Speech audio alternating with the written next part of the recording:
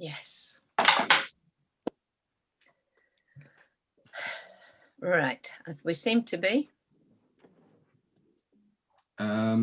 Yes, I'm just going to bring some more people in from the waiting room, Chair.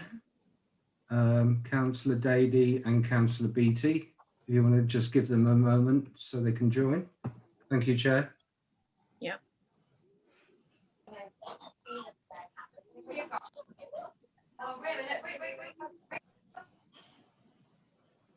Right, I think we can go.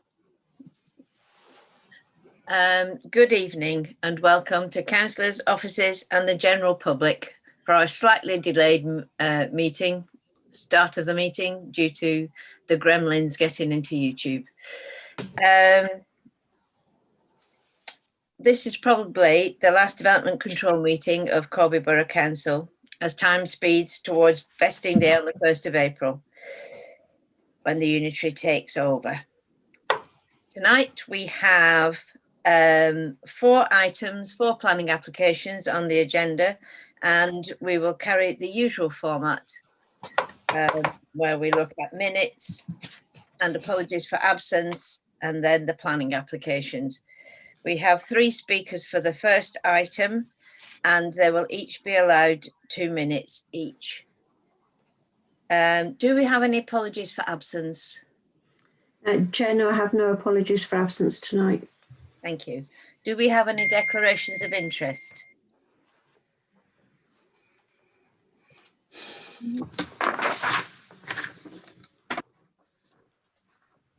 No. Right, the minutes of the previous meeting. I assume you all have a copy. Are there any comments or can we have a proposer? Councillor Isles.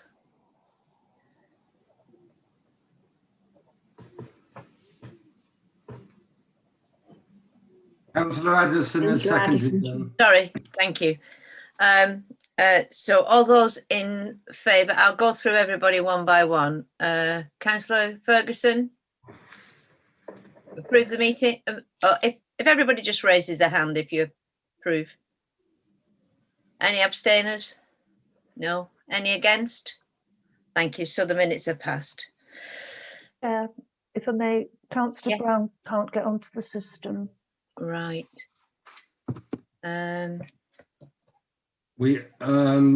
can send her the link again, Chair, but obviously if there are technical problems at her side, there's not anything I'm going to be able to do about that, I'm afraid. Yeah, she just seems to be having trouble with sound. I don't know why.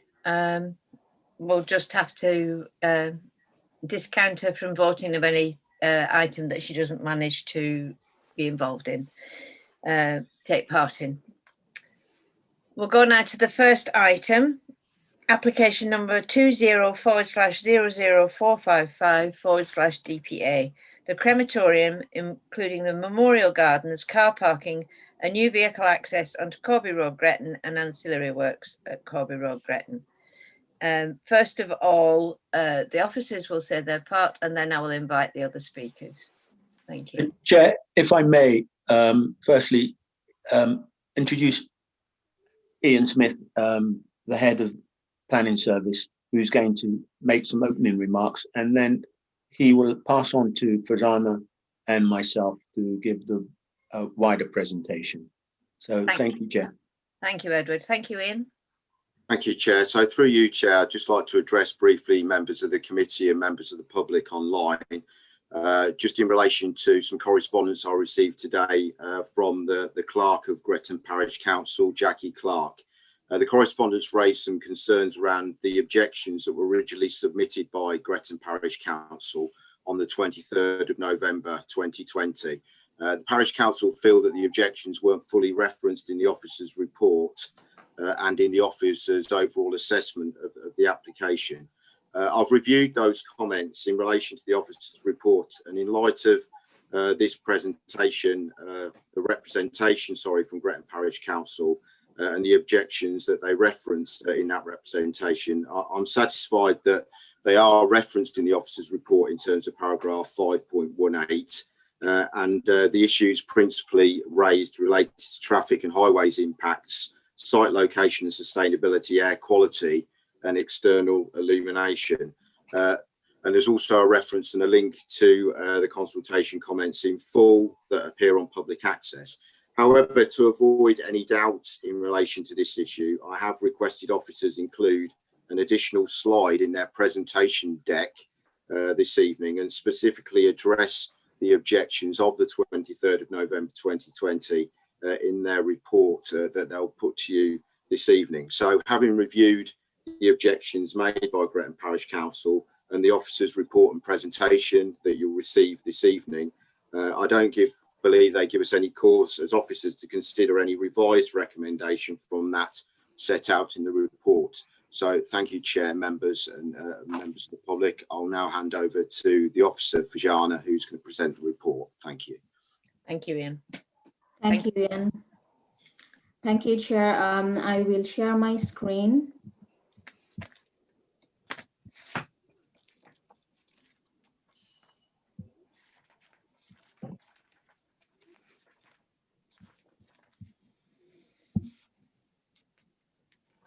Thank you. Good evening, everyone. So the application 20/00455 DPA seeks planning consent for a crematorium, including memorial gardens, car parking, and a new vehicle access from Corby Road.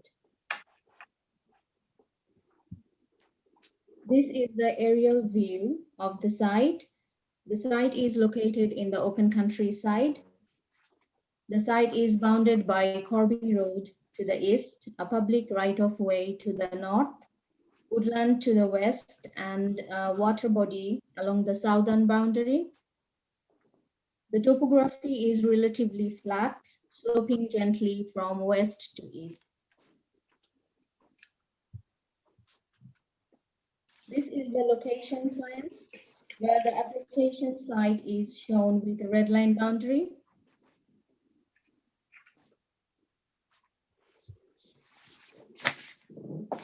This slide shows the proposed site plan where you can see the main crematorium building located in the central area. This will include a chapel, crematorium, and administrative space. The car parking area will be located to the southern side of the proposed access.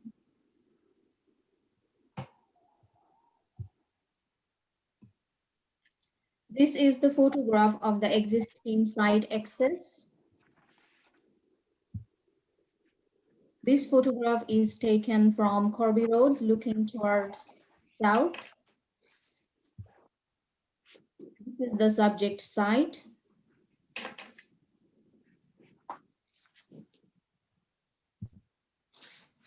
This photograph shows the public right-of-way, which is located to the northern boundary of the site.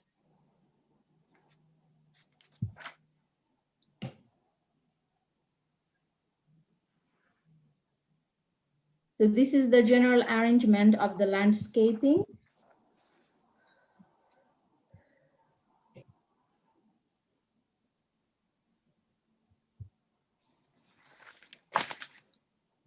These are eastern and western elevation. The eastern elevation shows the elevation which can be viewed from Corby Road, and the western elevation is from the west side, which is to the rear. This slide shows the northern and southern elevation.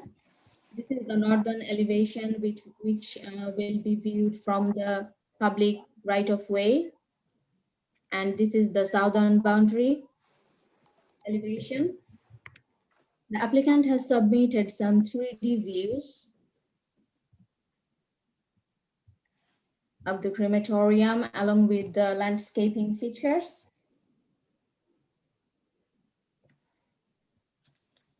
So this is the 3D view, which is from the southern side when looking to the crematorium from the southern side. This is the view from the northern side, and this is the view from the Corby Road. This slide also shows some 3D views where you can see the water feature. This is the western side of the crematorium building.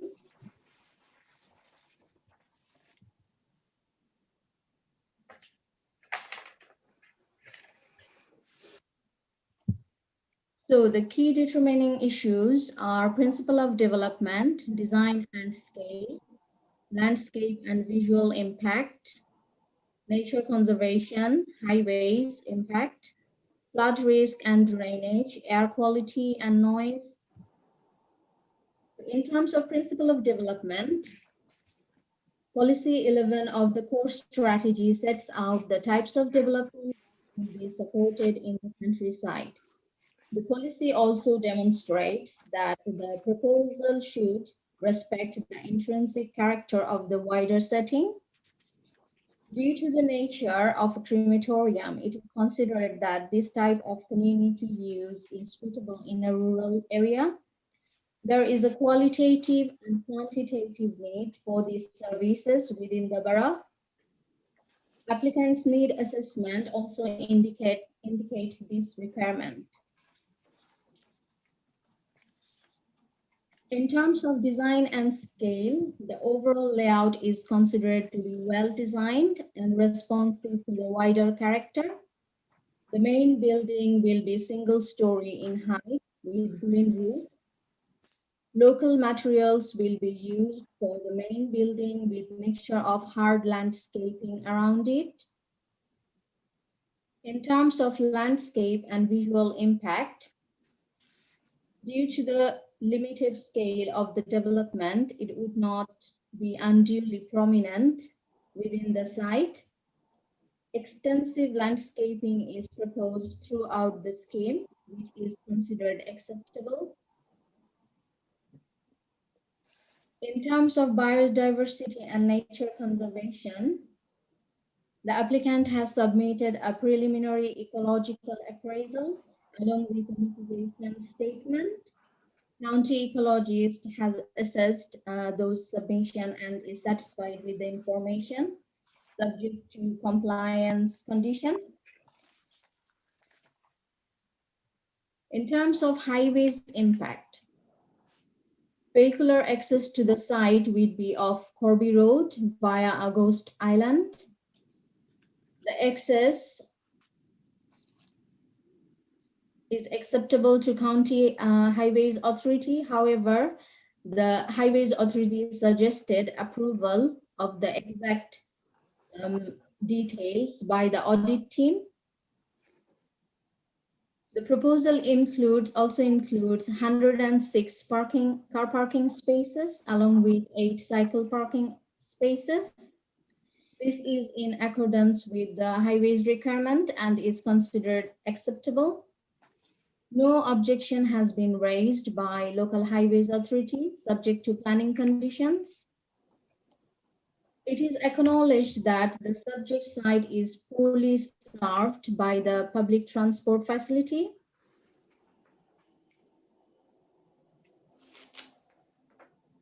In this case, it is considered appropriate the car sharing in this instance.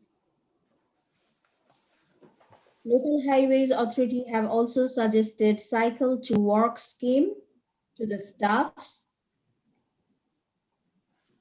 In terms of flood risk and drainage, the applicant has submitted a flood risk assessment and drainage strategy, which is assessed by county drainage engineer.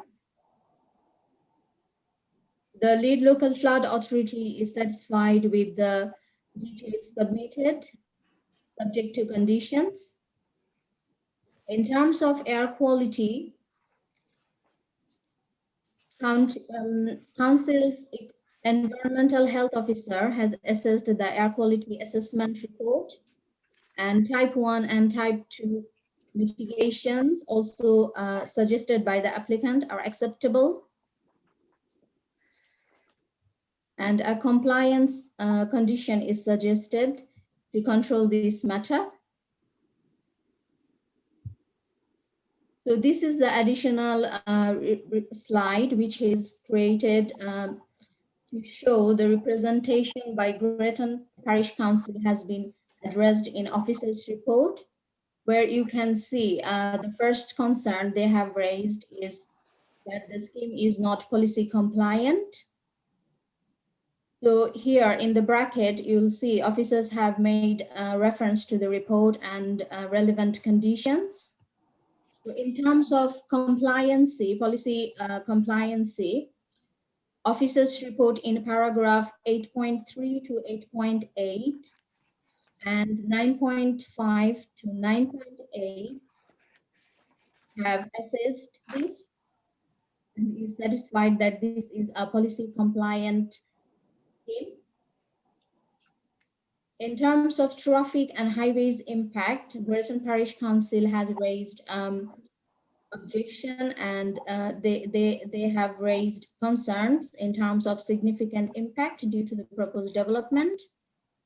Officers report in paragraph 8.29 to 8.34 clearly assessed this and also the condition 9 to 15 is suggested to control this matter.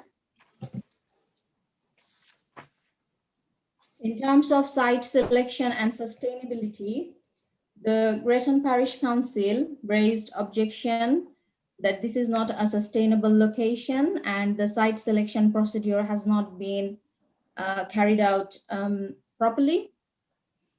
However, it should be noted that there is no policy requirement to carry out site selection procedure, which is sequential test. And local plans officer is satisfied with the evidence provided. There is a clear need of this community service within the borough. And in terms of sustainability, there are options which has been assessed within the officer's report and also agreed with the local highways officer, which I have mentioned in my previous slide, that car sharing, cycle to scheme, this will be encouraged, and the travel plan condition is also suggested. In terms of air quality, I have already covered this. The environmental health officer is satisfied with the air quality assessment report and suggested condition 4. External illumination is also will be controlled with condition 5. And in terms of side drainage and vehicle access, both are acceptable from the statutory consulting point, and there are specific conditions suggested to control this matter. So the officer's recommendation is for approval. Thank you.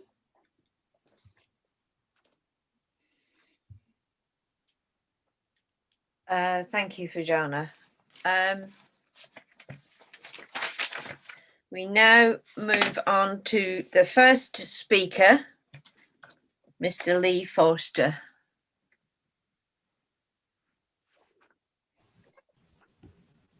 Good evening. Good Can you all evening. hear me? Yes, we can hear you, Lee. You have 2 minutes from when you start to speak. Okay, guys. So basically, I've got a number of points I'd like to raise. The first being to do with needs, the need for a crematorium in Corby in this area. So I've been looking at some numbers here from 2019. I've been looking at the capacity of the Kettering crematorium. That the capacity for Kettering there is 2,500 cremations to 2,700 cremations per year. That's their capacity. In 2019, they actually cremated 1,797. So give or take a couple, that leaves a shortfall of 900. With Wellingborough, they've only cremated 944 in 2019. Northampton, 1,699. Leicester, 1,785. And Peterborough, which is a bit larger number, 2,108. I would like to, if I could ask a question to the officers, if they could get back to me with the capacity for Wellingborough, Northampton, Leicester and Peterborough crematoriums. There's concerns over this also, why it seems like we're putting this here to deal with Peterborough and Rutland, with they're struggling at the minute. So there's a discussion to be had there. On the environmental side, the emissions from these crematoriums is basically the same as the waste incinerators.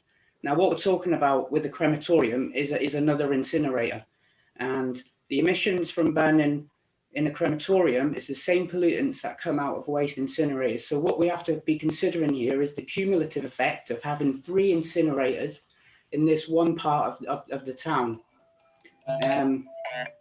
That's another discussion. That's another discussion there. Can you wind up? And yeah, lastly, it's to do with public health again, particulate matter, to do with emissions.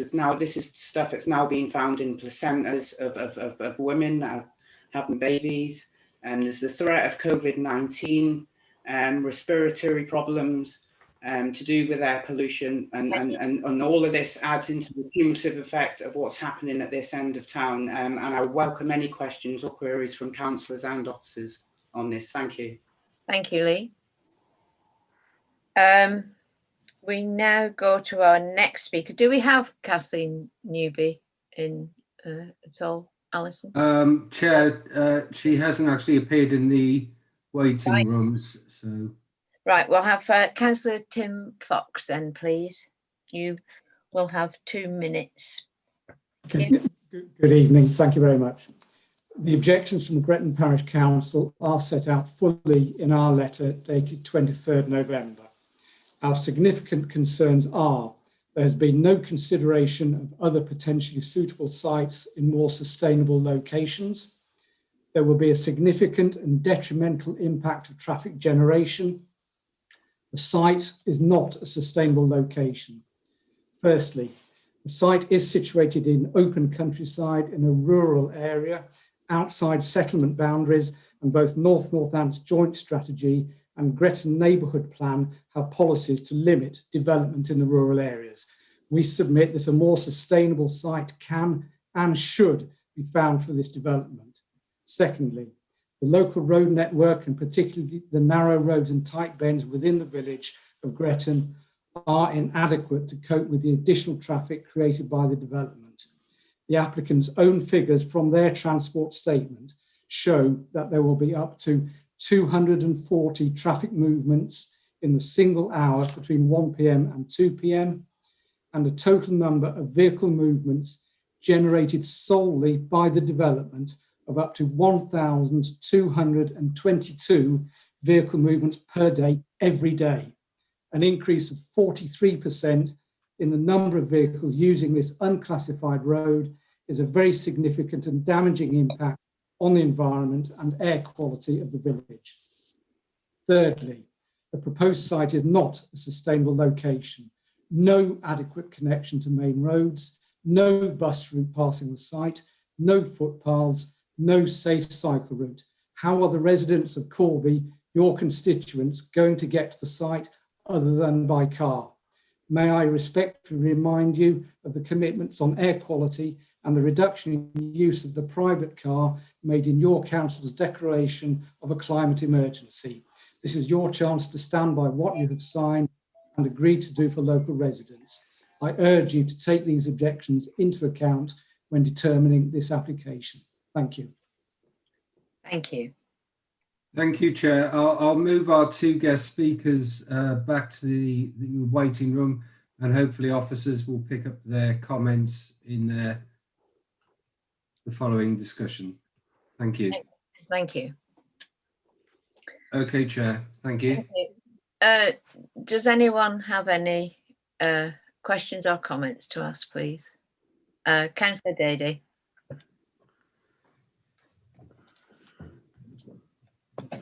Sorry. Yes, I've got a couple of questions. one was actually touched on by the last speaker. I want to have a clarification as to bus services there and whether there'll be, if there is one, it'll be operational at the times this will be open, if it is open, if it goes ahead. Secondly, I'd like to ask about the joint course strategy and how this fits in developing this potentially on this site, how that would fit in with that strategy. Thank you. Thank you. Over to you, Edward. Yeah, Madam Chair, if I may answer Councillor Dady's question in reverse. Firstly, his question about how does the scheme fit into the joint course strategy. As was mentioned by my colleague Fazana earlier, the scheme is compliant with policy 11 of the joint course strategy. It's not being objected to by the local plans team, the policy team. So that's a response to Councillor Dady on the policy compliance of the scheme. With regards to the bus service, the Local Highways Authority hasn't imposed a condition that the applicant or the developer provide a dedicated service to and from the proposed crematorium. As was mentioned by Fazana, there are other means of transportation that Local Highways Authority seeks to encourage both users of the site, and that is workers, and also, if you like, visitors to the site should consider. And there are appropriate conditions that have been cited for that. So I hope that answers Councillor Dady's two questions. Thank you. Does that answer your question, Councillor Dady? Yes, it does. What I was getting at is the environmental aspects of what's going on. Obviously, but we hope the current situation with the pandemic won't continue, but we can't encourage car sharing. And also, just as a supplementary thing, the road isn't suitable for cycling. So however many cycle stands there are at the crematorium, if it goes ahead, they won't be used, I wouldn't have thought, because people won't want to go there on bikes. So it was more a concern as to potential environmental aspects if this were to go ahead. Thank you. Thank you. I've got three people. I'll take Councillor Addison, followed by Councillor Sims, followed by Councillor Watts. So Councillor Addison, would you like to ask yours? Thank you, Chair. If I may start by making a short statement. As you know, Chair, people in Corby have asked for many years for a crematorium in the borough, and the cemetery, as you also know, is reaching its capacity, and we've just recently approved the expansion of that. So one of the speakers indicated that there wasn't a need for a crematorium. I think I could argue against that. However, I do have two concerns, and that is, Chair, the flooding issue, which is a problem along that in that area of Gretton. I myself have had to take a detour because the roads have been flooded there, and also with the roads, we saw the picture of turning right out of the site, but we didn't see the road going to the left. And I'm just wondering what the access is along that road, because it can be quite a number of bends there. And also, I agree with Councillor Dady that we should be looking at the environmental impact of the amount of traffic that would be going along that road. Thank you, Chair. Thank you.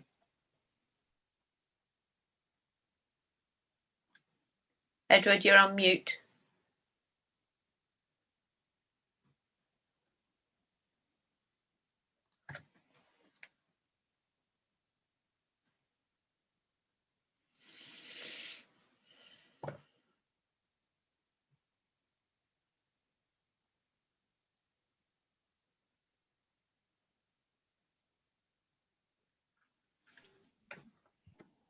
Okay, Madam Chair.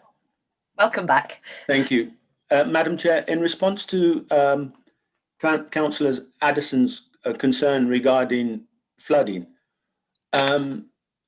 yes, it is acknowledged by officers that we are aware that there have been recent flooding issues on the Corby Road, and that this has raised some concerns for both parishioners, neighbours. But in paragraph 8.36 and 8.37 and 8.38 of the officer's report, the issue of drainage is addressed. And we have been in consultation with the county drainage engineer, and they are satisfied that appropriate conditions can be applied for this scheme, namely condition 16, 17 and 18, to deal with the issue of drainage and, if you like, in the wider context, prevent any possible flooding of the site, the subject site. Thank you, Madam Chair. On the issue of traffic, all I would say is that, firstly, unfortunately, due to the nature of the use, most of the people that would be using this facility, if you like, the bereaved families, would be sharing a vehicle anyway. So there's an element of reduced carbon footprint to that extent. And the vehicles that will be taking the bereaved families to those sites would be operated and run by the undertakers, the funeral undertakers. So on the main event of the cremation, I think any subsequent visit to the site would be by way of anniversary visits to see memorial plaques, or perhaps have a reflection in the gardens that have been set out. So the Highways Authority, I think, have taken all of that into consideration and are satisfied with the proposed transport assessment that's been offered by the applicant. Thank you, Madam Chair. Thank you, Ed. Does that answer your concerns? Thank you. Councillor Sims. Thank you, Chair. I take it you can hear me. Yes, we can. Thank you. I've got a few concerns actually regarding this application, reading the report and listening to what's been said, and clearly the presentation which has been provided. We talk, my concern is the connectivity, the poor public transport, no pavement along Corby Road to provide safe access. But clearly that's dangerous to anyone who's using that. And we have a duty, which is clearly in the JCS, that we need to make sure that we promote safe environments. Well, clearly we're not going to if we allow this to go on, from what I can see. And I do know that the LHA took some time to support this because they had a lot of concerns, and you can actually see that in the report by the amount of conditions that they've put on there. Now, the MPPF does talk about sustainable transport and states in paragraph 109 that development should be refused on highway grounds if there is an unacceptable impact on highway safety or a cumulative impact on the surrounding local networks. Well, a lot of these people who will be coming, mourners, will be coming to this site if it's approved, and a good deal of them will be coming from the north side, so coming through Gretton. That concerns me. It's already been raised about the roads in that area. To take that amount of traffic, especially in peak periods, would be, in my view, unacceptable. And the applicant also states that their market area will go into Rutland. So clearly they are going to come through Gretton. So I disagree with what's just been said, with all due respect, Edward said there, about mourners all going in cars. Mourners, when they go to funerals, the first 3 or 4 cars, the main cortege, yes, they do. But after that, lots of people follow, certainly on big funerals. They follow in their own cars, the extended family and friends. Some funerals can be quite big, so there would be quite a lot of traffic there. And also, of course, people will travel at weekends to the memorial gardens, etc. So it would quite a busy area, and that over the time. I'd also look at the, if you look at JCS policy 11, on the report, 8.3, it talks about the development will be resisted in open countryside unless special circumstances exist. I don't believe the special circumstances here. Yes, we could do with, it would be good to have a crematorium to serve the people of Corby and surrounding areas. However, I do believe there's other suitable sites that could be used, certainly not in open countryside, which this is. And it does state that on policy 11, you should be avoided, developments in open countryside if possible. So they're my main issues, and I do think that we need to have public transport there if we can, because we do need to be aware of the environment, and that's what we're supposed to be doing as a council, and we've already stated that in the past, and it is part of planning policy. So thank you. Can I just address that last issue before Edward does? Yes, of course. It was the county council that cancelled the bus service in Gretton some time ago. So that's why there isn't a bus service. I mean, I would hope, I don't know, that should this go through, that might help redress the situation. Just my comments. Over to you, Edward. Madam Chair, thank you. Not wanting to prevent my colleague Fazana from contributing. Oh, sorry. Yeah, but I just wanted to address just one or two key points that Councillor Sims raised. Firstly, it's being quite clearly stated in the officer's report that the NPPF, the National Planning Policy Framework, does not require a scheme of this nature to undertake a sequential test, i.e. to do a site selection test. So with regards to where the scheme is being proposed, the applicant is fully in compliance with the NPPF. In response to the question that this is open countryside, that's not denied by the officer's report, nor has it been denied in the presentation. The key thing is that the design of the proposal does not cause an intrusion into the open countryside. And as you can see from the schematics, it's a fairly low level building that presents itself almost on a human scale. It isn't 2 stories in height. It also has landscaping features that complement the countryside. So you've got the reflection pond and the garden.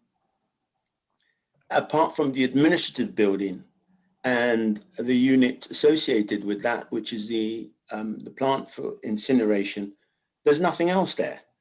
And in terms of long-term expansion, that is the full extent of the footprint of the proposed building that will be there. It can't grow any larger. So that's how we have addressed it as officers. We've looked at the design of the scheme and the impact it will have in the open countryside. And the key thing is that this scheme does not cause an intrusion into the open countryside, nor is it discordant with the setting. With regard to the bus service, I think it's important to note that the Local Highways Authority are satisfied with what's being proposed, and they're satisfied with the access arrangements and the layout, and that they've also said that post-planning, there should be an audit that should take place, i.e. the Local Highways Authority audit team will deal with, if you like, post-implementation matters. And paragraphs 8.28 and 8.30 of the officer's report addresses that. Condition 14 also deals with the issue of access and access to the site. So on balance, the officer's view is that the scheme is acceptable and can be recommended for approval to members. Thank you, Madam Chair. Can I come back in there, Chair, please, to answer them questions, please? Yes, and then Fajana. Yes, of course. Thank you. Thank you, Chair.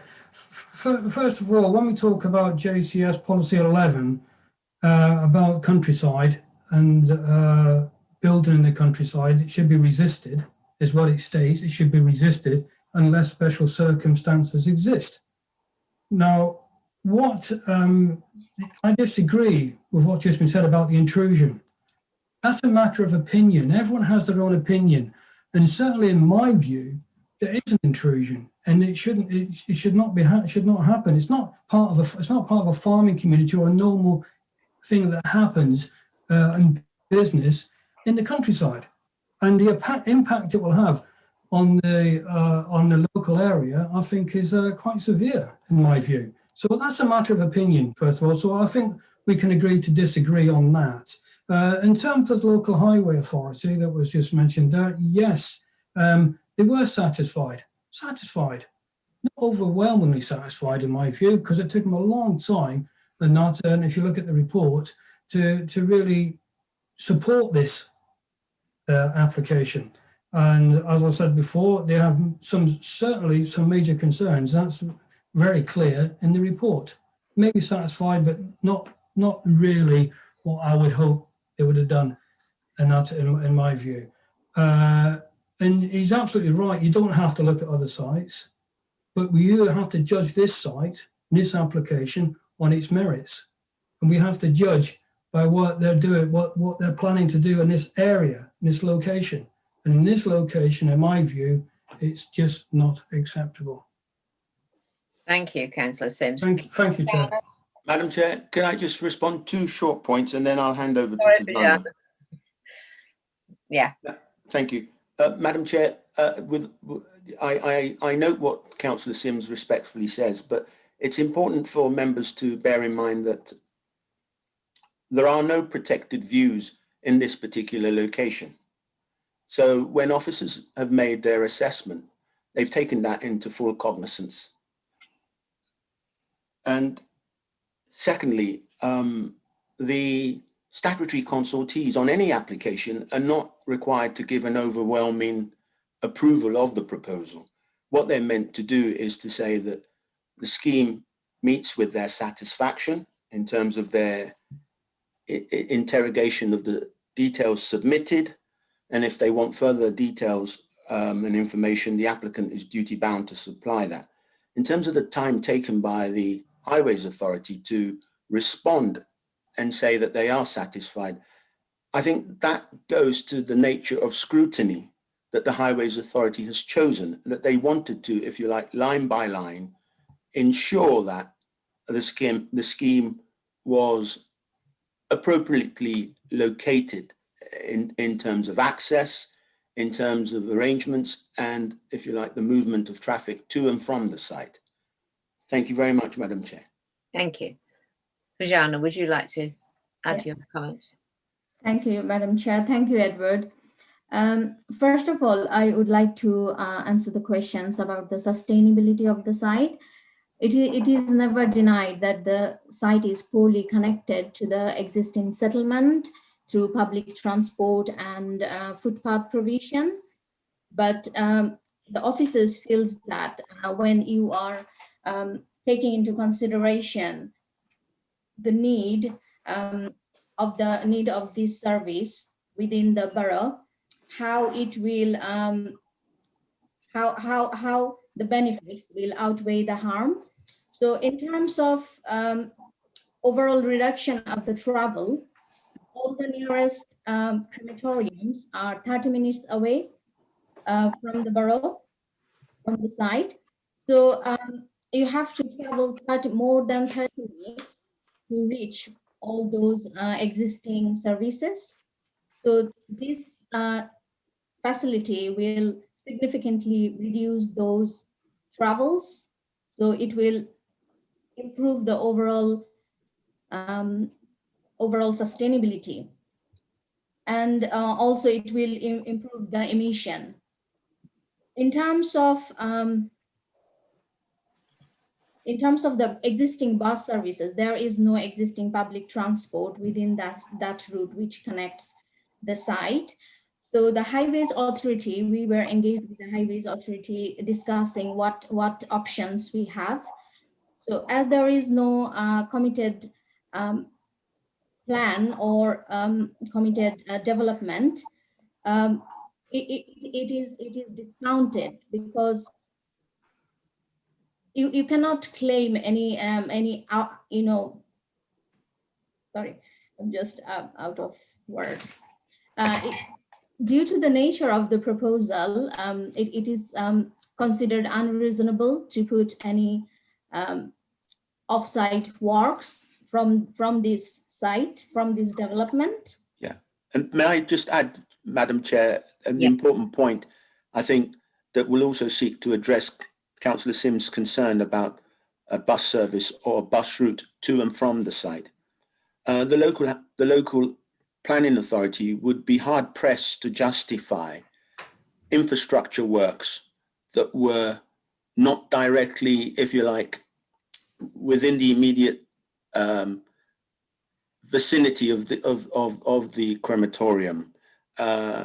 So if the local highways authority was to seek to impose a condition that a bus route and a bus service should be provided by the applicants of this proposal, we would be hard pressed to justify that, because those routes would definitely be some way away from the site, and we would be hard pressed to justify that.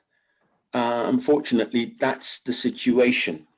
So, as my colleague was saying earlier, that the reduced travel time to this particular proposed site almost offsets the balance of what's happening currently, where people are having to travel more than 30 minutes away to the nearest crematorium, and the associated impacts of the carbon footprint of that level of journey.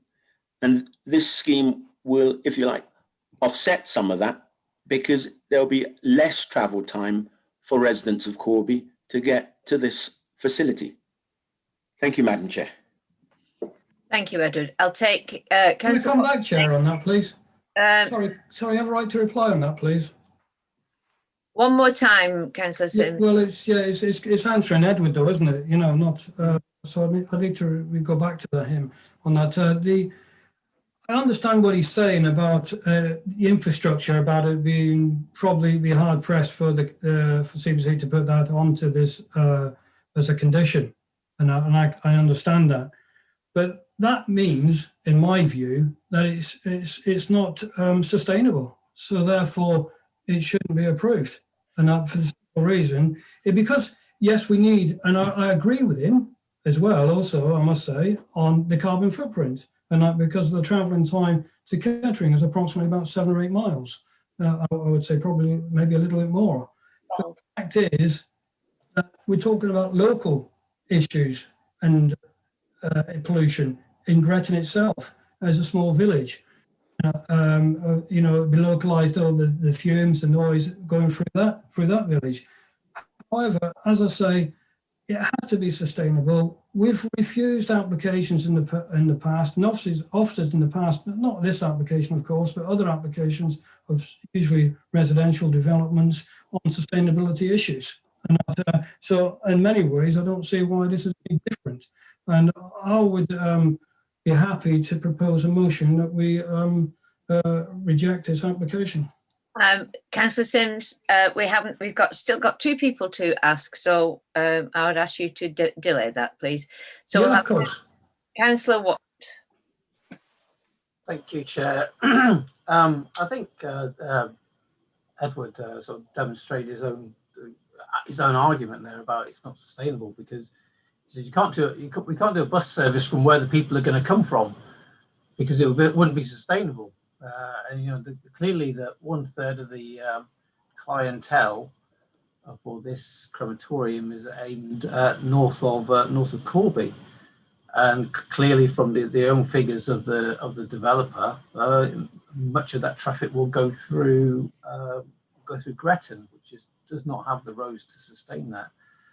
And contrary to Edward's belief that there will be an annual visit by mourners, I think it will be more often than once a year that people will pay a visit, and it's probably going to be on a Sunday that they will pay a visit. So there will be not only just traffic during the week, there will be excess traffic on a Sunday. And we know they're not going to bike there. You know, myself and Councillor BT, we love biking. but we're not going to. The people aren't going to be cycling there. You know, the people that are visiting loved ones at this site are probably going to be in their elder years. They're not going to be cycling. So on that respect, and also Councillor Addison was mentioning the flooding. It's not so much the flooding on the site, it's the flooding to the site. And as we know, we are going to get wetter winters. This year has been particularly bad. It's the runoff onto the roads. I'm not sure that I would want to travel in a vehicle to a funeral where the water is up to the doors, which it has been at some times. So in those respects, I'm very, very doubtful of this application. I think it's in the wrong place. I think there are better places within Corby. And my last point is, we're talking about a 30-minute journey. I've just done Google Maps, and if I go from the centre of Corby to Corby Crematorium, it's 12 minutes. Do you If mean I go from the Hedrick? centre of Corby to this location, it's 10 minutes.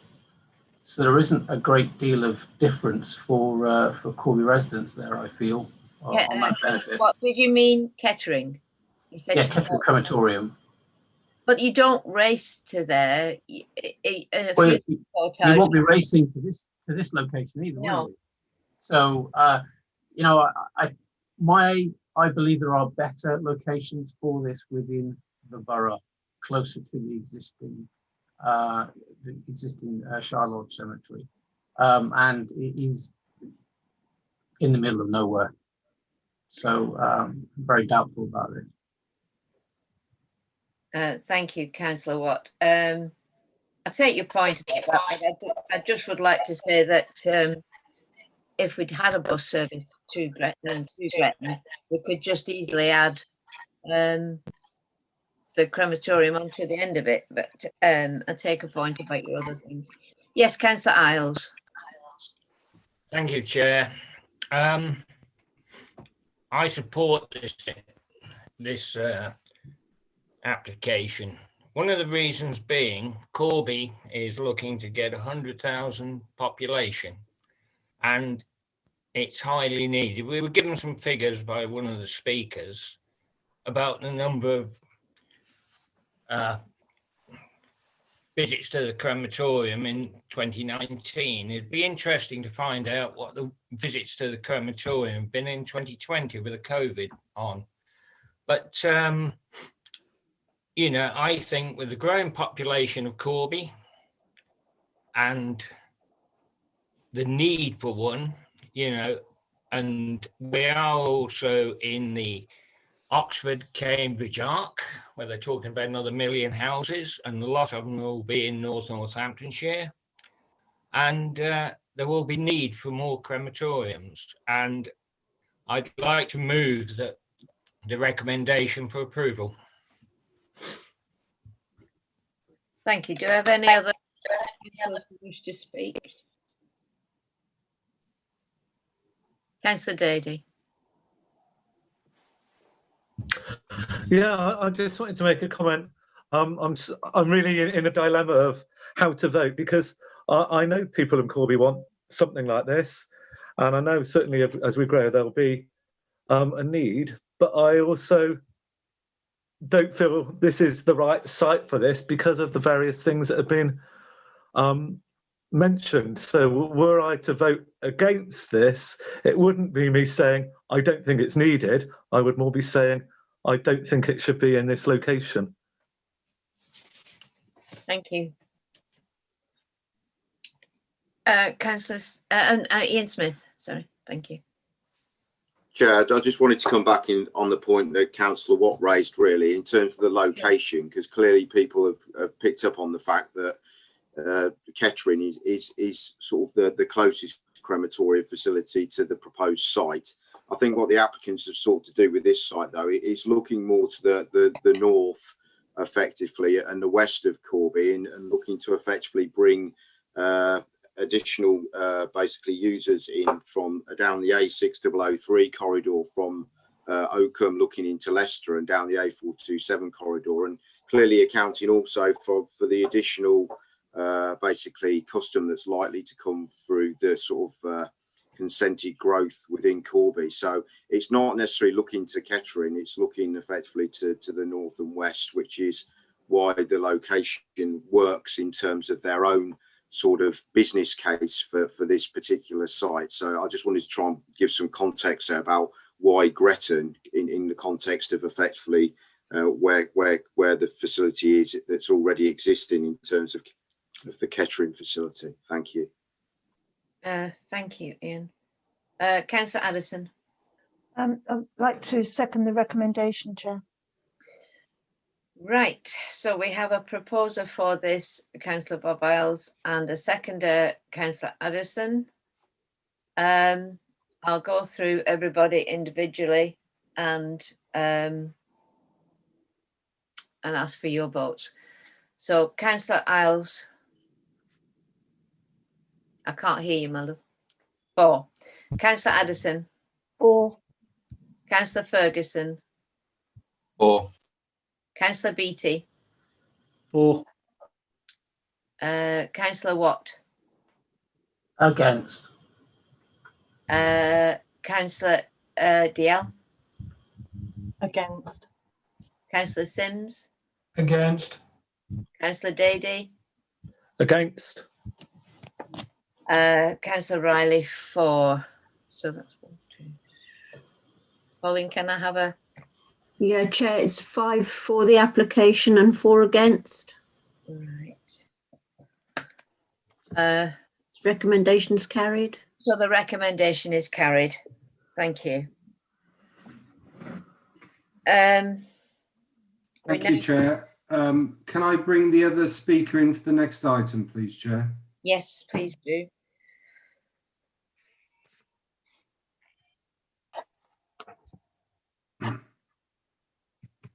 Yeah.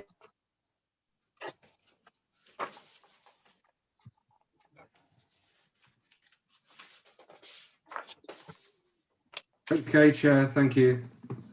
Right, we now move on to the second item, application 20/00507/OUT. And we go to the officer who did this application, please.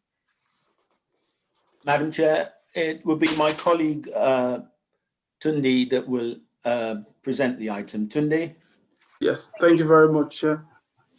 I'd like to share my screen now.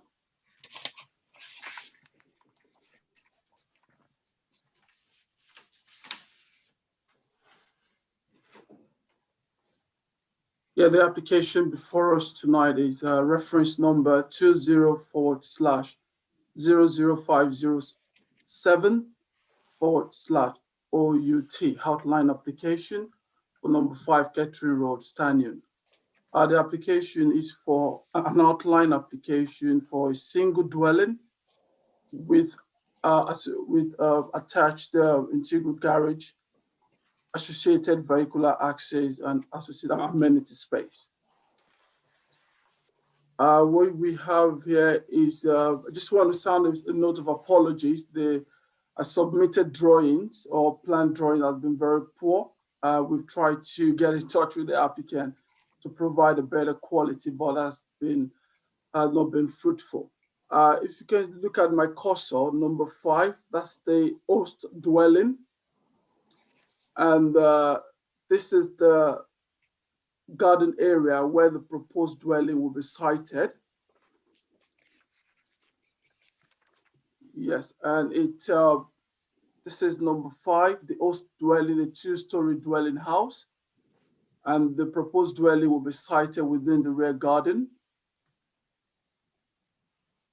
The photograph here shows the front access to the property, the host dwelling number 5. It's another photograph which shows give us a clear picture of the host dwelling number 5 Kettering, and this is the access to number 5. Yeah, this is a better picture that shows us the access leading through to number 5. This is the picture showing the rear garden, the rear elevation of number 5, the host dwelling. This is the rear garden of the site. where the proposal will be sited. And this is another picture showing the side garden. Another picture just showing, just to give us a clear indication of where the proposed dwelling will be located. The application site relates to a rear garden of host dwelling at number 5, Catering Road. The site is located to the south of Catering Road. The host property is a 2-story detached house set within a generous plot.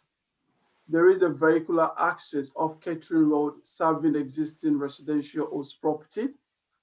The host property is set back from the adjacent highway with front garden providing off-street parking.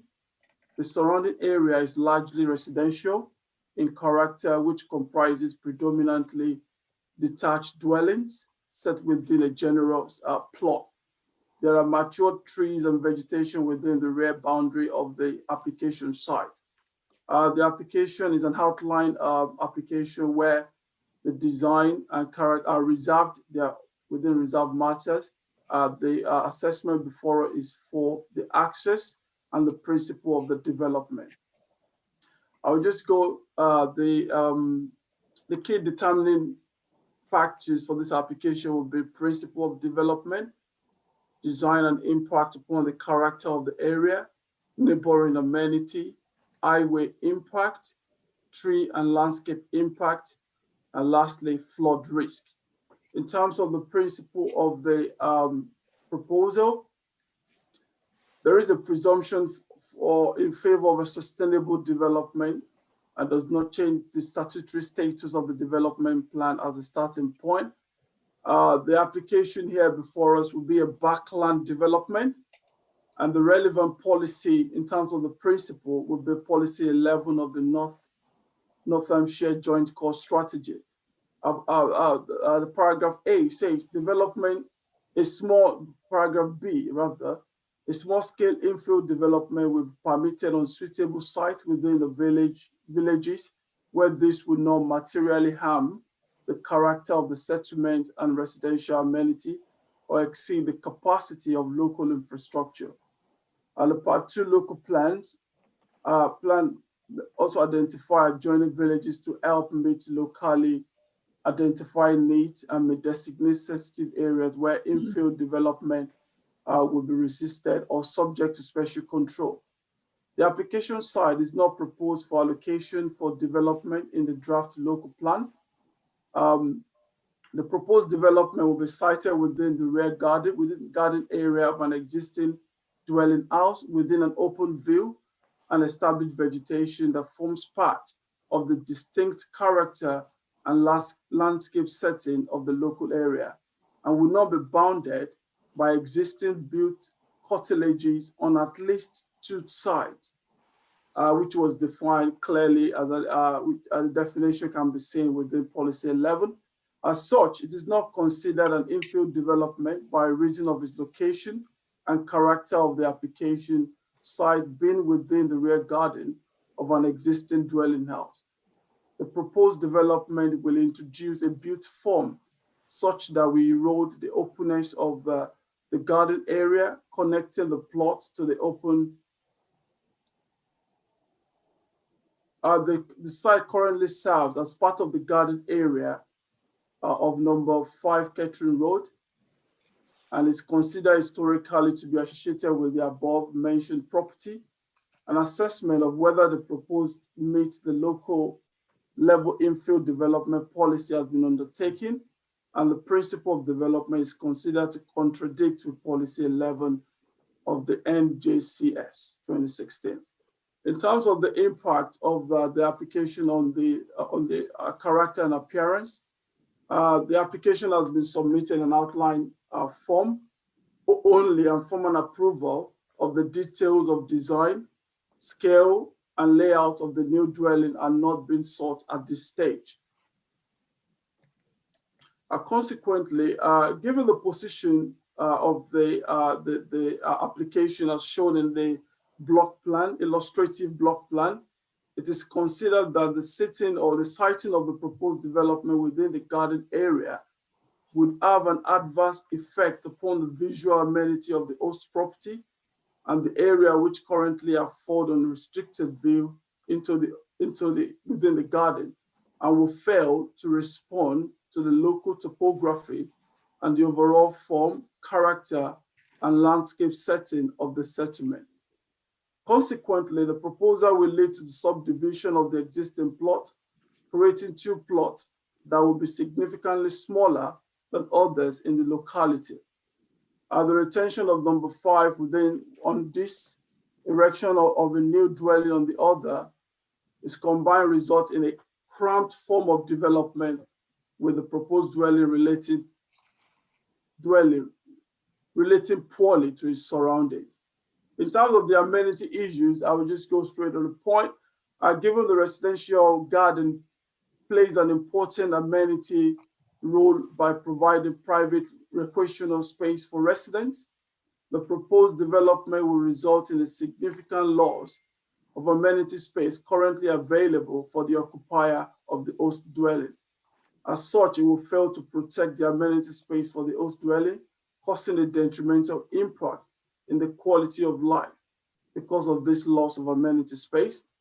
In terms of the highway impact, given that the proposed formal approval of the proposed parking and access arrangement for the existing proposed dwelling are not being sought at this time, the highway require further information in terms of the size of the proposed dwelling in order to determine the quantum of parking off-street parking spaces that will be required. And also they've requested vehicular visibility space and a pedestrian visibility space, and other requirements have been cited, but all this cannot be determined at this stage of the application. At this stage, there is insufficient information to fully assess the development and implication from highway perspective. However, the illustrative plan submitted clearly show that the proposed development will struggle to meet the highway requirement highlighted above, and I've clearly stated, such that will make the proposal acceptable. This is considered to significantly weigh against the proposal. In terms of the trees and landscape issues that I've shown in the pictures, there are established mature trees within the garden area of the site. The applicant has not put forward any protection details for this tree, and these trees are likely to be removed to facilitate the development. And this is considered to contradict the provisions of Policy 8 of the NJCS. In terms of the flood risk, the Environment Agency map indicates there is a very low risk of surface water flooding at this location. It is considered that the proposal will not give rise to increased flood risk.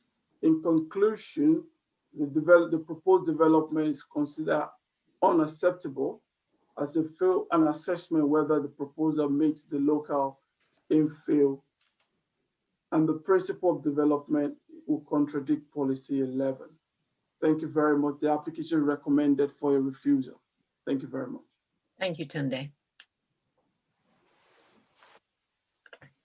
Now we have one speaker, Mr. Simon Hoskin, and you have 3 minutes. Thank you, Chair, for allowing me to address the committee. I'm a Chartered Town Planner, and I'm speaking here this evening on behalf of all of the residents who have objected to the proposal. Firstly, it is my view that there are strong reasons that indicate that the principle of the development is not acceptable in this case. Whilst it is acknowledged that councils are encouraged to make effective use of previously developed land, the NPPF makes clear that land in built-up areas such as residential gardens should not be regarded as previously developed land. The removal of residential gardens from the definition of previously developed land was a direct response by the government to ensure that councils can continue to protect the character of residential neighbourhoods and stop unwanted garden grabbing, as is the case here. This is reinforced by Policy 16 of the Emerging Part 2 local plan, which states that proposals in the form of tandem development will not be permitted. It is our view that by introducing a new dwelling in this location with its associated access and parking, the current sylvan character would be degraded. And this leads me on to the concerns we have with regard to the proposal's impact on neighbouring amenities. We note that within the committee report, under the heading of amenity issues, the case officer comments that the lack of detailed plans does not provide officers with adequate information to conduct a thorough assessment on the potential impact of the proposed development on neighbouring properties. We agree with this conclusion and request that members consider adding this concern as a further reason for refusal, given the potential for the development to adversely affect the neighbours' living conditions. The indicative proposed section drawing submitted with the application indicates that the new dwelling would incorporate dormer windows at first floor level, and these would allow views to be afforded from close range into the surrounding properties, resulting in poor levels of privacy for neighbours. The new building would be a prominent feature in the outlook from surrounding properties and would lead to an unacceptable heightened sense of enclosure within their gardens. Turning next to the impact on the character of the area, the proposed new dwelling would sit awkwardly within a pocket of land between the established built frontage created by those houses that front Kettering Road and a row of houses further southeast incorporating numbers 15, 17 and 19, which is characterised by undeveloped private residential gardens that are free of backland development and retain an open character. A further concern surrounds the lack of consideration of the adjacent heritage assets, those being the Stanion Conservation Area, which the site lies immediately adjacent to, and also the adjacent Grade 2 listed building at number 3A Kettering Road, which I believe is also known as the Firs, located immediately northeast of the site. Members will be aware that for the development in a conservation area or within its setting, planning legislation places a statutory requirement on the decision maker to ensure that special attention be paid to the desirability of preserving or enhancing the character and appearance of the area, and that the decision maker is required to have special regard to the desirability of preserving a listed building and its setting in the exercise of its planning function.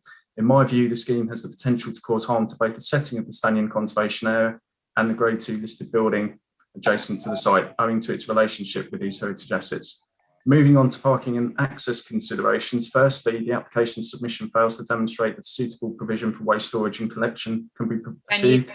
Secondly, I'm not convinced that there is adequate manoeuvring space within the site. Thank you, Chair. And thirdly, visibility displays on the proposed access drawing do rely on third-party land, not in the control of the applicant. The shortcomings of the proposed access are highlighted. You've had your 3 minutes. Thank you, Chair. Thank you for your, thank you. Thank you, Mr. Hoskin. Mr. Hoskin, I'll move you back into the waiting room now, so that you can observe the rest of the meeting from there. Thank you very much, sir. Thank you. Do we have any comments? Or Councillor DL? Thank you, Chair. It's just very difficult to visualise what access to this rear garden is going to be. It seems like it's quite a narrow driveway into the property anyway, and then to almost extend the driveway further back to allow access to a second property at the back could cause all sorts of problems with manoeuvring of cars going in and out of that property. If somebody was blocking at the front of the driveway, is there going to be sufficient space for 2 cars to go side by side? And actually looking at the photographs, to me it doesn't look wide enough to have 2 cars side by side if there was needed to be kind of access in or out for one of the vehicles if another one was parked. So the whole thing just looks difficult and hard to visualize, and I don't really feel I can support it, to be honest.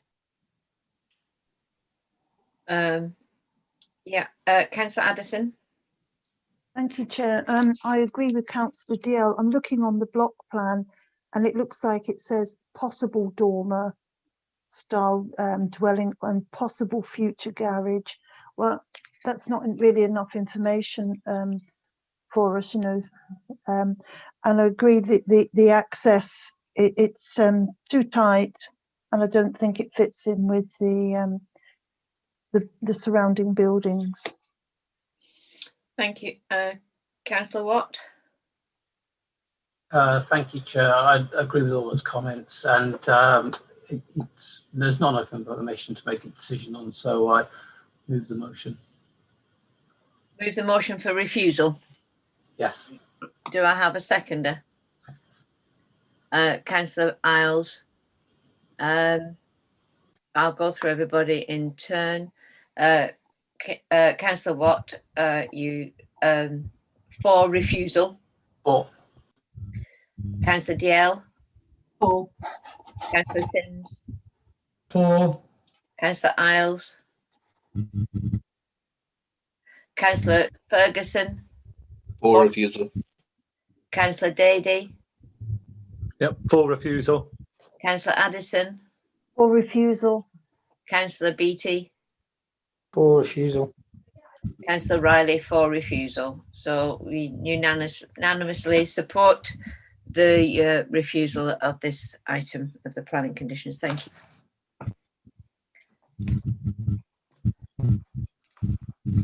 Sorry, I've mismade my notes. Councillor Riley. Yes, A quick 1 minute break. yes, actually, I need a comfort break myself. Can we please have a 1 minute break? Thank you. Thank you. If you wish to adjourn for a couple of minutes, Chair, you're quite entitled to. Can we adjourn for 2 minutes, please?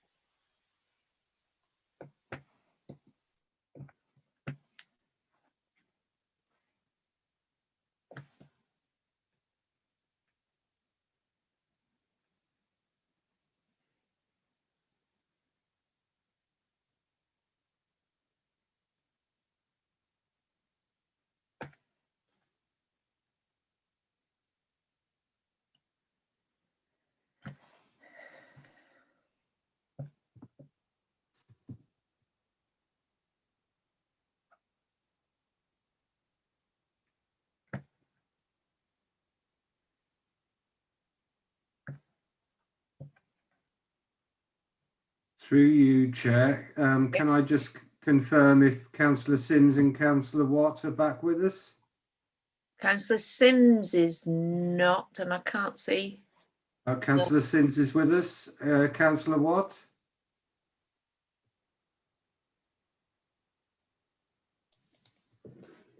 I note Councillor Beattie has disappeared from my screen, Chair, during the recess.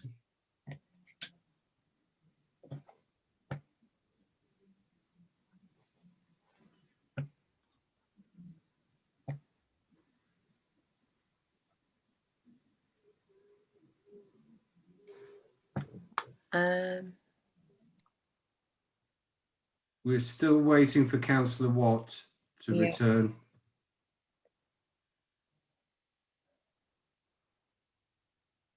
Yeah, I do know he's not very well because he's recovering from cold. Chair, we are still live on YouTube, Chair. Thank you.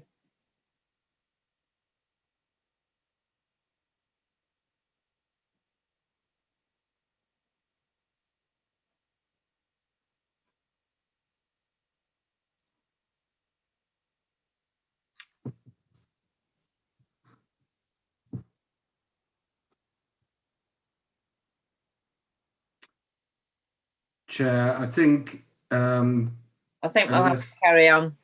We will have to carry on, and Councillor Watt, unless he appears very quickly, will have to. Yeah, he'll have to miss out on the next one. Yeah.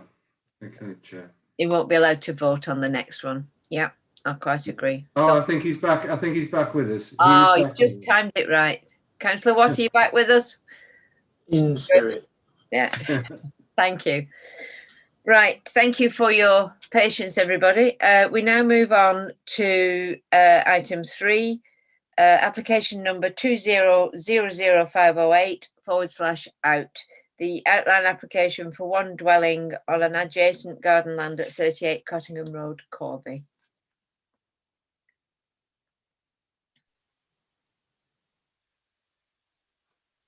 Thank you very much. That will be presented by myself. I would like to share my screen once again. Thank you.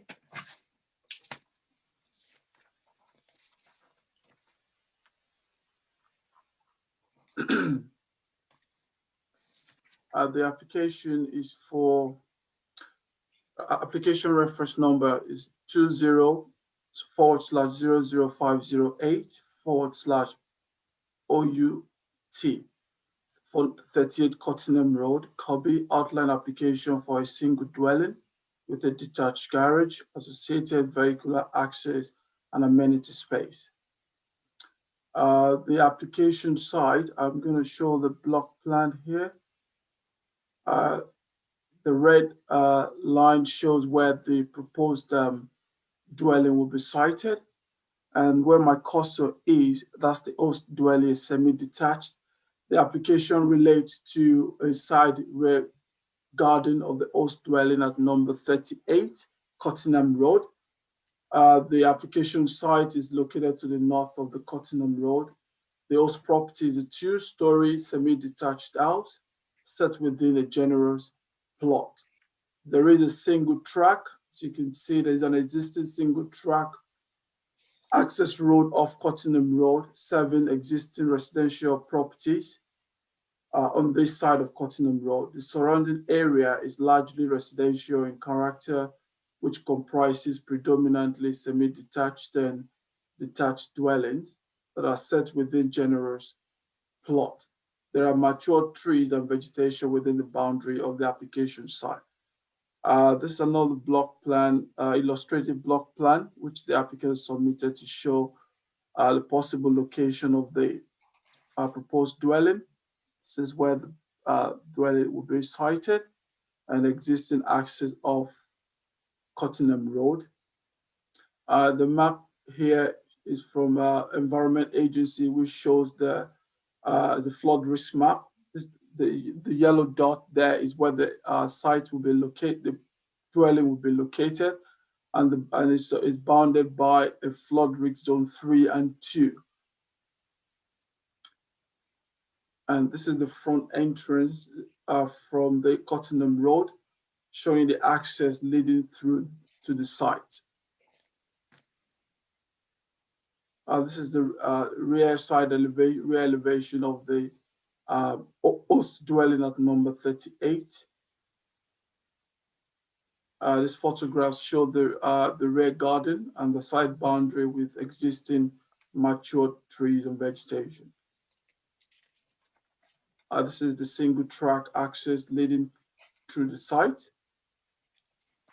The key determining issues are the principle of the development, design and impact upon the character of the area, neighboring amenity, highways impact, tree and landscape impact, and lastly, flood risk. In terms of the principle, the application land forms part of the garden area of 38 Cottenham Road, a two-story semi-detached dwelling house sitting within a generous plot which forms part of the character of the area. The application site is adjacent to an open country field.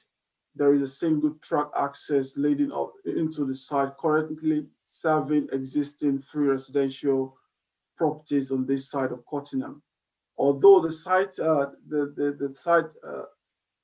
within the proposed site is within the built-up area, the context of the locality can be described as rural, which is reinforced by the narrow single-track lane and its direct connection to the wider countryside to the north.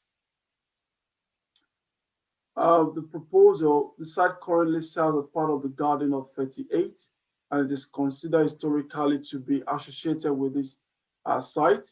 An assessment of whether the proposal meets the local level infill development policy has been undertaken, and the principle of development is considered to contradict policy 11 of NJCS. In terms of the design impact upon the character of the area, the proposal will lead to subdivision of the existing plot, creating 2 plots that will be significantly smaller than others in the locality. The retention of 38 on one of these and erection of a new dwelling is considered to result in a cramped development, with the proposed dwelling relating poorly to its surroundings and development representing overdevelopment in general. In terms of the amenity issues, they indicated given that the residential garden plays an important amenity role by providing private recreational space for residents, the proposed development will result to a significant loss of this amenity space that will fail to protect the amenity space for the host dwelling at number 38. And that is considered to weigh heavily against the proposal. In terms of the highway safety issues, the highway have raised numerous concerns, given that the application at this stage is for an outline application. The highway has recommended the applicant in its planning statement stated that the access to the proposed development will be through existing single track access.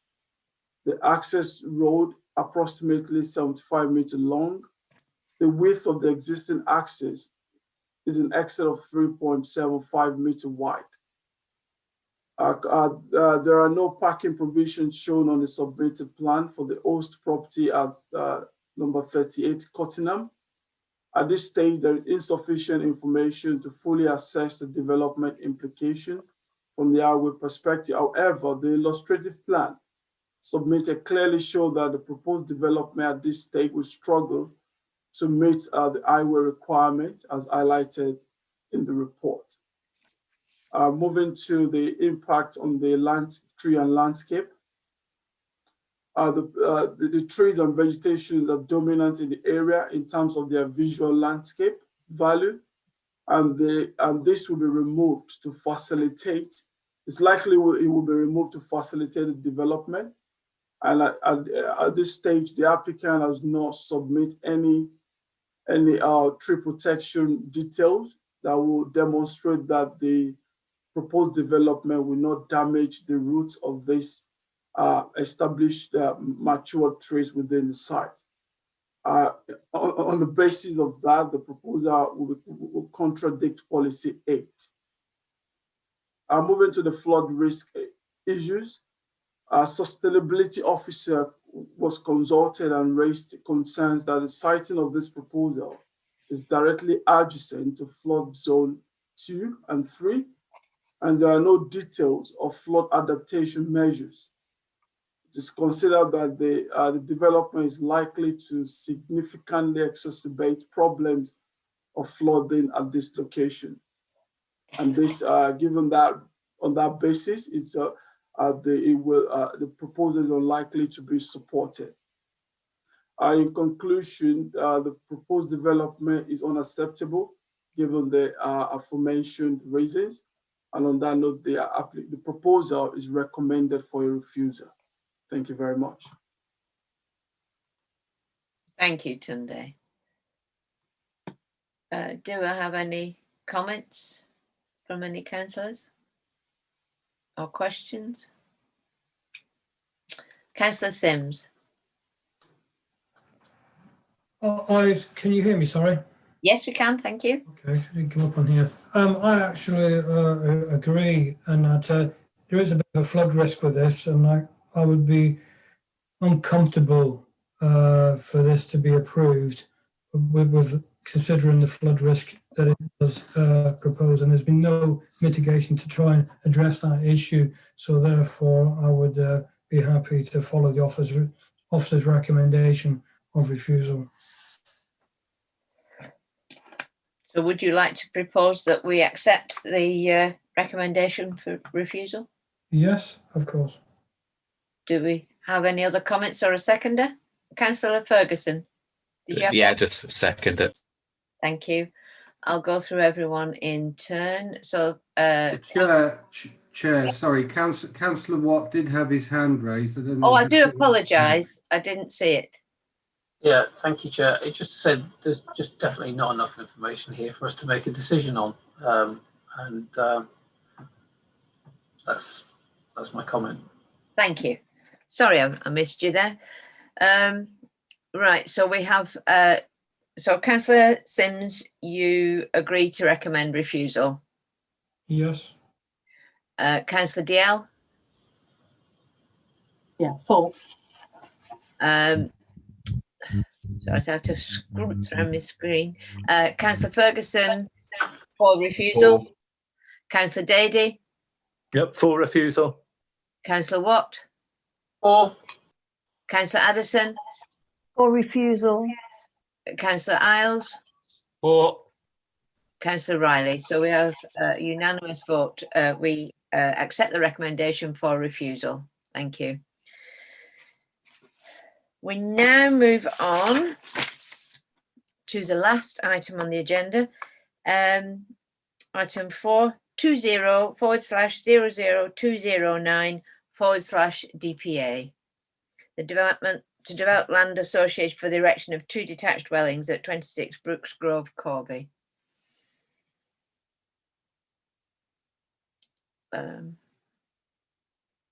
Who's present? Oh, is it you? Yeah. Thank you, Ed.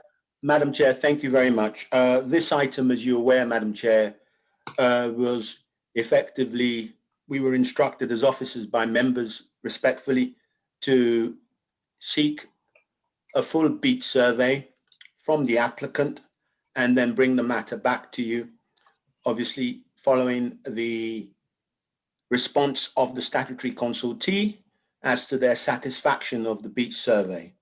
So, Madam Chair, in order not to rehearse the argument that's already been set out in the officer's report, I think the key point for your attention and consideration today is the beach survey.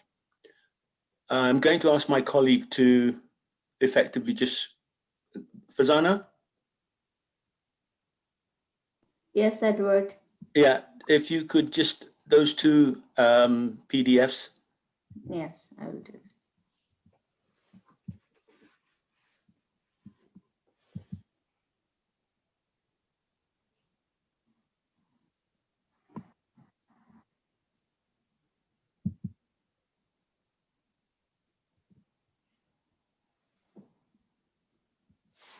Okay, thank you very much, Fazana. Madam Chair, if you could take it up a little bit, Fazana. That's it. So effectively, the beat survey, the applicant has concentrated on sectioning off Welland Vale Road into 7 sections, A, B, C, D, E, F, and G, and has sought to carry out a walk-in beat survey of the availability of parking on street. Fazana, if you could go up a bit more.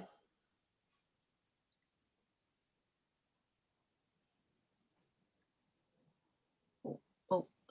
Yeah, to the table, that's it.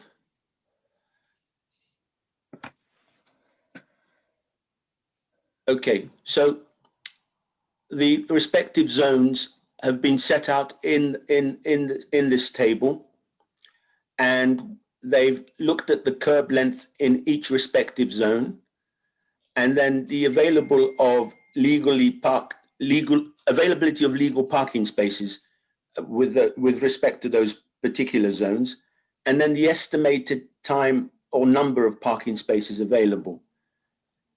So that table is set out there. Fazana, if you could go up again. Second table then effectively looks at each zone, the parking capacity, and the peak occupancy, the percentage of that capacity, the peak time, the average occupancy, and the average duration as set out. Thank you, Fazana. If you could just then go through the next slide, which shows the photos. So effectively, the concentration of the beat survey dealt with the immediate vicinity of Welland Vale Road. And reading from the applicant's submission, it would appear that the photographs, Fazana, please. Yes, Edward, I'm just trying to. Yeah, sorry, I understand. Thank you very much. No.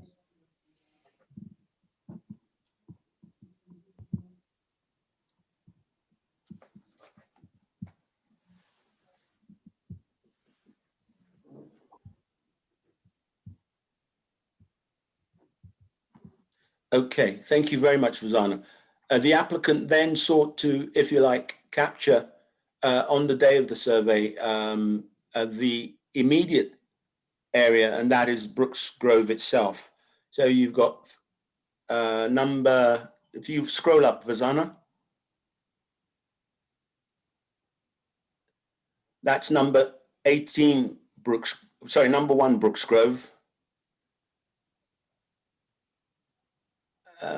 Again, go up. There are 7 slides to take you through. And that's showing number 4 Brooks Grove.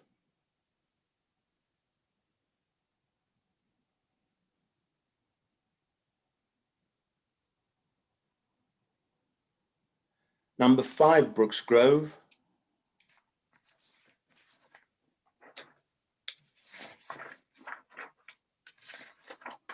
And number 10 Brooks Grove.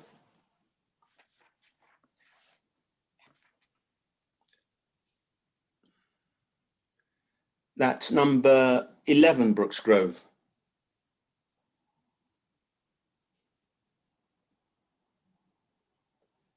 And that's number 14 Brooks Grove, just outside, followed by number 17.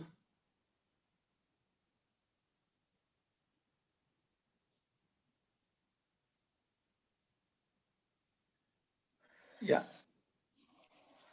And number 18 Brooks Grove. So, Madam Chair, in conclusion, both the beat survey and the associated photographs provided by the applicant and their agents was submitted to the local highways authority, and the officers are satisfied that given the level of the quantum of development as proposed by this scheme, there is sufficient available parking to accommodate the proposal. Thank you, Madam Chair. Thank you. I have a question. what I'm concerned with is they're talking about parking spaces on Welland Vale Road, and they're showing parking spaces on Welland Vale Road. They're not showing Brooks Grove itself. That concerns me.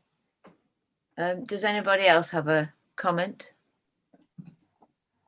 Councillor Dady, followed by Councillor DL, followed by Councillor Isles. Oh, sorry, I think Councillor Isles was first. I beg your pardon. Councillor Isles, Councillor Dady, and Councillor DL. Thank you.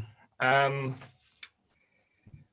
one thing, I'd like to know what time the beat survey was taken. We're now sitting in COVID times, which make a big difference with parking, because when the schools are on, there is parking all around Brooks Road to pick people up from Stugfall. And, you know, if you take it during the day when perhaps most people are at work, you should be taking it in the evenings when you do a beat survey. You know, and when they go out, do they expect people who live in Brooks Grove to park in Welland Vale? I don't know if we know what time the beat survey was done. Councillor Isles, if I could answer that, that would help. Yeah. As I read from the applicant submission, it's from 07 to 2100. Rubbish. You know, because if it was 2100, it'd be dark. You know, if they put the planning application in November, we had dark nights. So I don't believe that. That was all taken in daylight.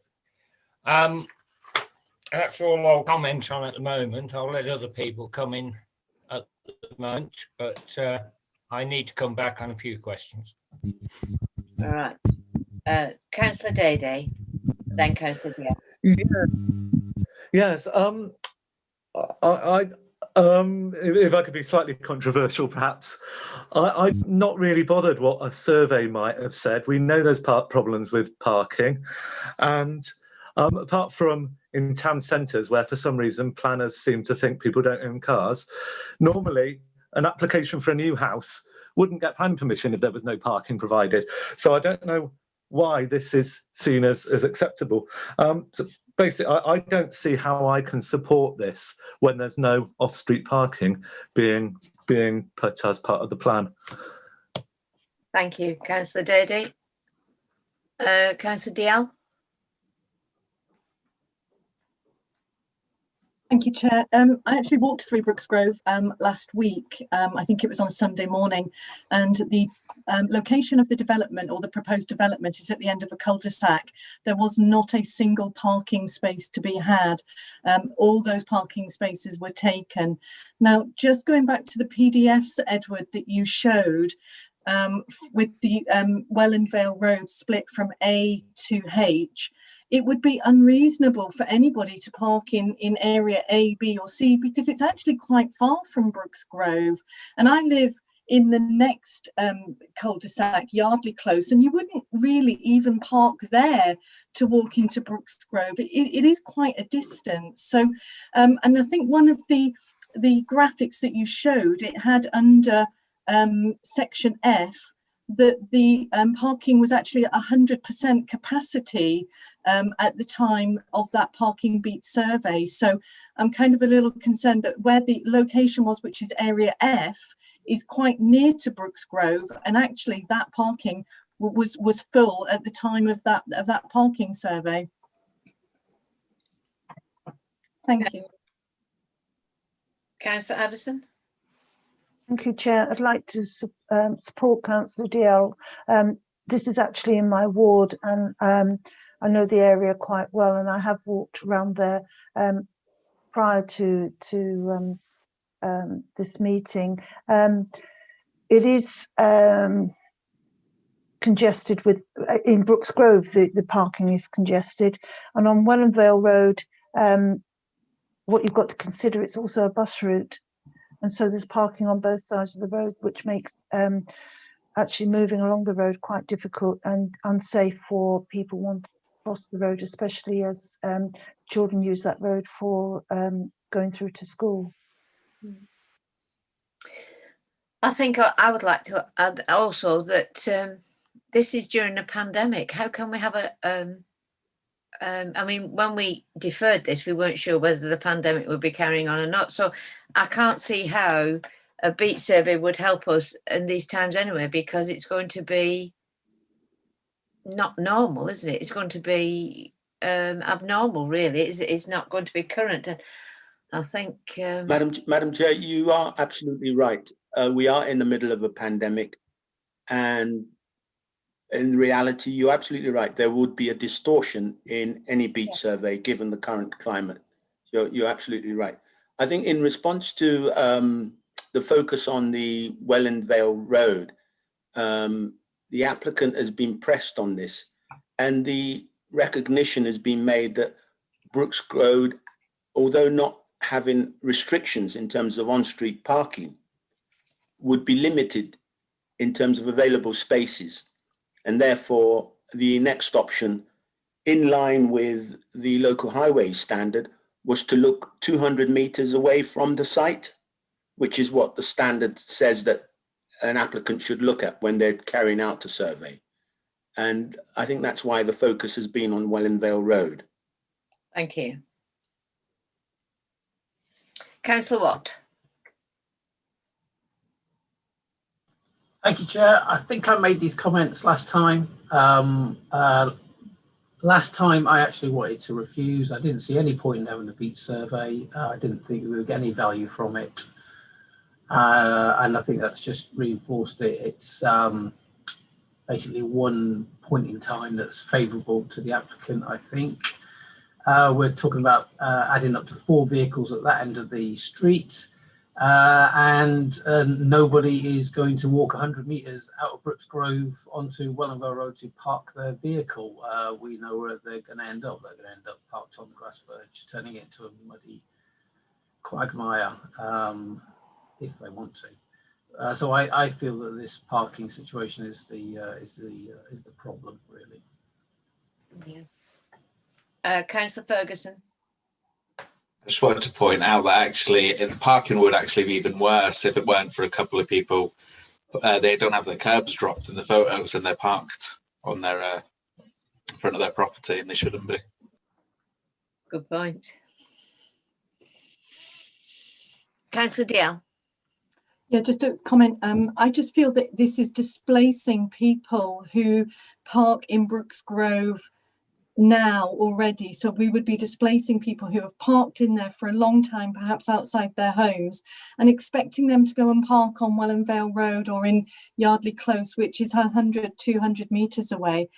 To me, it doesn't seem reasonable that they're the ones that are going to be displaced to accommodate new people that can park, you know, sort of on a driveway. So I don't feel I can support this, actually. Thank you. Councillor Isles.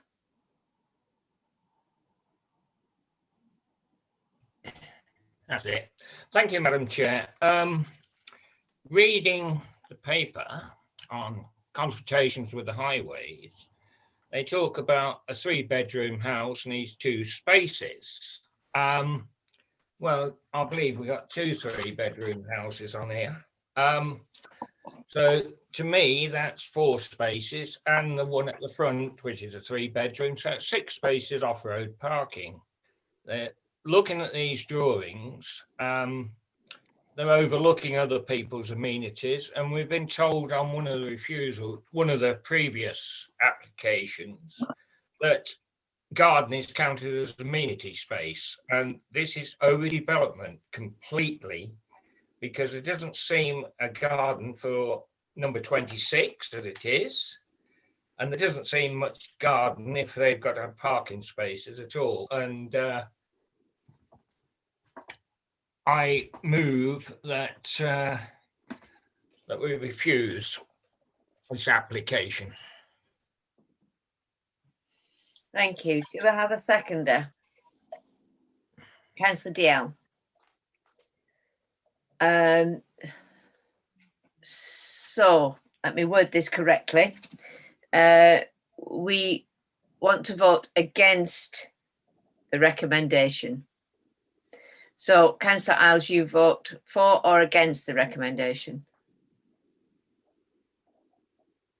Councillor Dial. Sorry, I'm confused here, Chair. Am I voting? I know it's very confusing. Against the Chair. recommendation. We have to vote against the recommendation. The recommendation is for approval. So you're Okay. voting against the Against. Thank you. Against. Councillor Watt, Against. Councillor Addison, Against. Councillor Sims, Against. Councillor Dady, Against. Councillor Ferguson, Against. Councillor Riley against. So we propose against the approval of this recommendation. Thank you. Chair, you will need to provide some reasons just to ensure it's clear. Come Perhaps back to the Councillor Isles first, then, please. 1 minute. Yeah, I'm okay. Yes. One of mine is parking, on-street parking, no parking for vehicles on site in the drawings I see, and use of amenity space for building 2 properties. And that is, I think it's overdevelopment of the site. Yeah, thank you. Do you agree with that, Councillor Dale? Yes, I do. I think we have enough there. Paul? I think that's reasonable, unless Edward wishes to say otherwise. I have nothing to say, only just to add, Madam Chair, that the applicant actually impressed upon the council and demanded whether or not the survey should be carried out in the middle of the pandemic. And the response from the council was that, yes, the survey needed to be carried out. So that's just for the record. Thank you. I think at the time we made that, we weren't sure when the pandemic was going to come to an end. So I think it's very uncertain times all round. Thank you. Councillor Addison. Sorry, Chair. Regardless of that, the parking situation there is bad anyway. So I Yeah, we feel that it's flawed anyway. We've had the beat service, it only confirms what we felt with it anyway. Yeah, insufficient parking. Right. Okay, Chair. So you've resolved that item. You've provided an explanation for your vote. So that concludes that particular agenda item, Chair. Thank you. Before that ends the official part of the meeting. But before we go, I would just like to say it's been a privilege to be chair of this committee, and this is probably our last meeting. And I would like to thank all the officers and the planners and everybody else involved in this for all your hard work. It's been a pleasure to work with you and all the councillors, and I would like to say thank you. And I'm going to miss you all. Thank you, Chair, and thank you, officers. I just agree with what Councillor Riley has said. You've been super duper. Thank you. I think Councillor Daly wanted to come in as well, didn't you? Yes, thank you. Anticipating this to be the last meeting, I would ask Councillor Riley if I might be able to speak. But no, it has been a privilege to be on the committee. I do want to thank officers and members for all the work that's been done. Well, thank you. That's it. And just especially in this pandemic and trying to move to unitary as well. I think people like Ian and Ed, well, all of you actually, you've all done a sterling job, because we've had so many things against you, working against you, and taking on extra responsibilities. And it's just been marvellous how you've got us all through it. So thank you. So through you, Chair, on behalf of myself as the Head of Planning and other planning colleagues, I'd just like to thank you all for those kind words. They are much appreciated. It has been a pleasure working with you effectively, through this committee, etc., to effectively, progress this issues around the planning and growth of Corby, etc., and ensure that we make suitable, sustainable decisions in relation to ongoing development. So thank you very much, and I wish you all the very best for the future. Thank you. And the same to you. And so thank you very much. Have a lovely what's left of the evening, and keep safe. And Kevin, what get better? And thank you. And good night.